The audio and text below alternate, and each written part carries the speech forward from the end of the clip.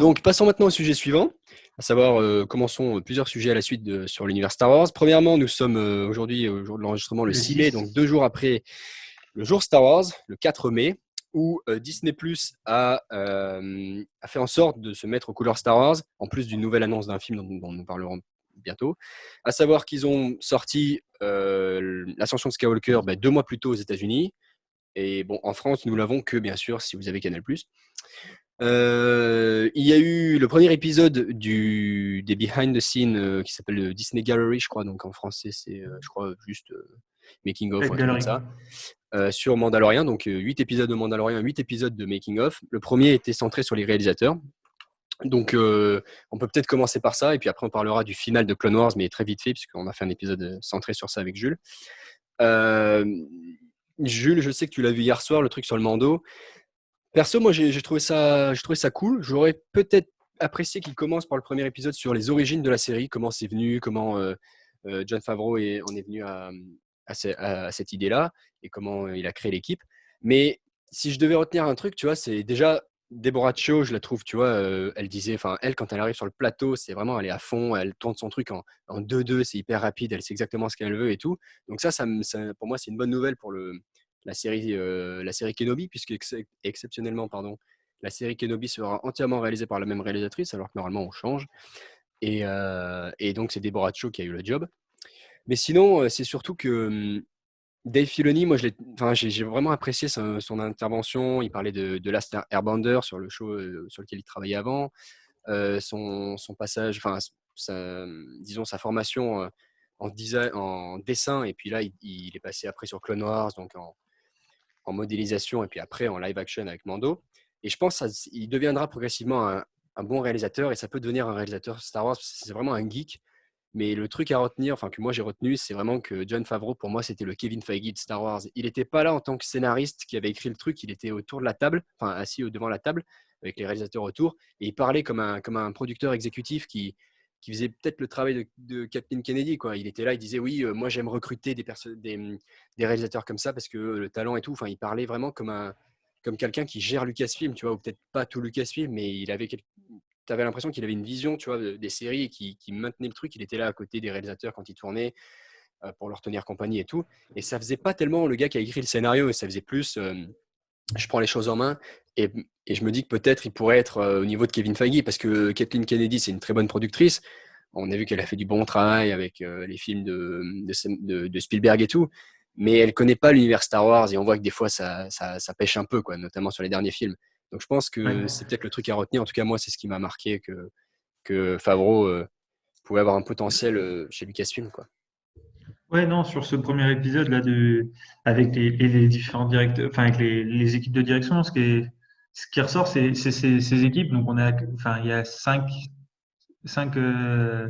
directeurs différents, c'est ça, pour Ça les huit commence par épisodes. Dave Filoni, ensuite il y a Bryce Dallas Howard qui est normalement une actrice, mais qui a réalisé, et puis là il montrait comment elle dirige plutôt les acteurs que la technique. Ouais, enfin là sur ce qu'on voit émerger là, c'est une équipe pour une série, c'est une grosse équipe pour 8 épisodes quand même, c'est une très grosse équipe. C'est bizarre, tu vois, Et c'est une équipe soudée sur les épisodes. C'est marrant, normalement les réalisateurs ils s'enchaînent, et là ils étaient tous là pour s'entraider et tout, ça fait. ouais, donc je suis assez d'accord avec ce que tu disais tout à l'heure. C'est très bon signe pour l'avenir de l'univers Star Wars. Ça veut dire qu'on a des réalisateurs capables, on a des équipes, enfin, qui connaissent leur sujet. Bon, Dave Filoni, lui, il va se retrouver à gérer Star Wars dans 10 ans, hein, parce qu'il a commencé juste avec une petite série qui a été la meilleure série. Enfin voilà. Surtout, après, ce que j'ai bien aimé, là, ce qui importe là, c'est de voir que ça permet de comprendre un peu plus l'univers des séries, je pense, et la construction de la chose. C'est-à-dire qu'on nous a expliqué pourquoi tel épisode était différent des uns des autres. Et Mhm. la compréhension de personnalité des responsables, ça aide bien, je trouve, dans la compréhension de la construction de l'univers qu'on va avoir sans doute pour la saison 2 et T'as vu peut-être la que saison 3 aussi. Favreau dit, il rigole, il dit à Bryce Dallas Howard, qui est une actrice, qui est la fille de Ron Howard, qui a fait Solo, il, euh, il lui dit oui, elle c'est une nouvelle, elle a jamais rien réalisé et tout. Du coup, on lui a donné l'épisode le plus dur parce qu'elle se rendrait pas compte de la difficulté. Ouais, donc voilà, il y a une bonne ambiance et ça fait plaisir à voir enfin, ça fait plaisir d'avoir cet œil dans les coulisses même si c'est Mhm. après coup, c'est pas pendant le tournage forcément. Ça te permet de comprendre comment ça fonctionne et puis de se rapprocher un peu plus de la vision et de comprendre la vision derrière les Ouais, épisodes et derrière la série. Je trouve ça beau.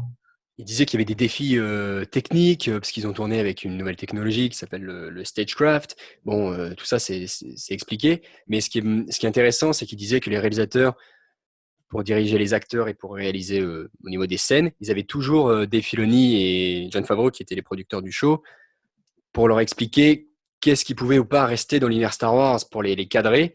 Et Dave Filoni, il appelle ça l'école Star Wars à la fin. Et je trouvais que c'était une belle expression pour faire Ah ouais, avancer c'est pas Lucasfilm mal. dans une bonne direction, quoi.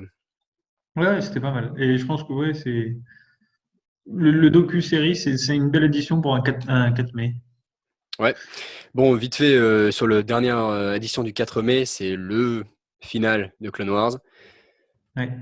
Positif, Euh, négatif, très positif. Alors, nous, on a eu un ressenti très positif. Ça se voit si vous allez regarder notre critique, hein. Le, c'est l'épisode qui met fin à des années d'attente d'une vraie finalisation, donc par Dave Filoni encore, du Mhm. coup, qu'on C'est une évoquait tout à vraie l'heure. conclusion de la saga en tout point, quoi.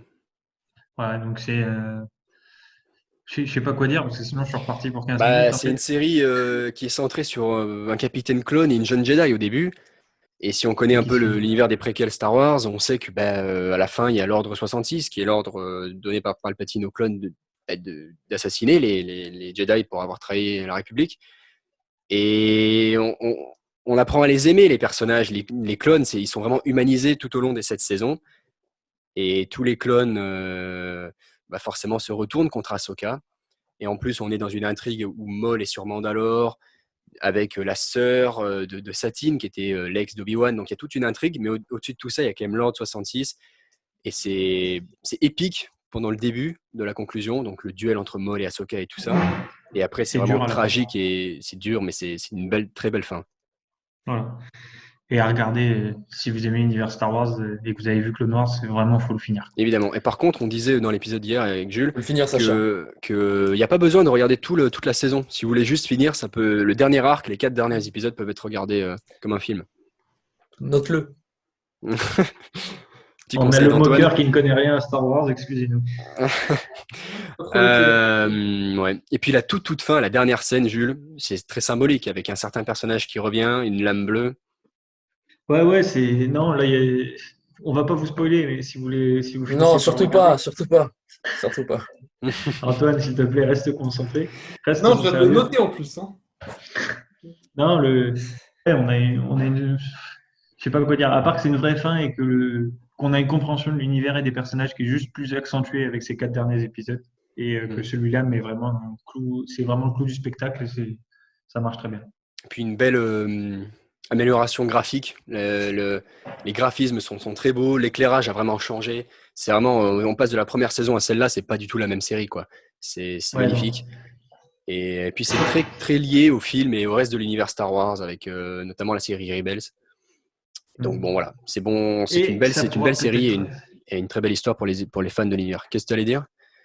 Et on verra si ça se lie plus tard peut-être à d'autres séries, comme une série en live action Mandalorian, dont on a annoncé la saison 2 et la saison 3 dernièrement. Exactement. Passons donc maintenant au sujet suivant, la saison 2 de Mandalorian.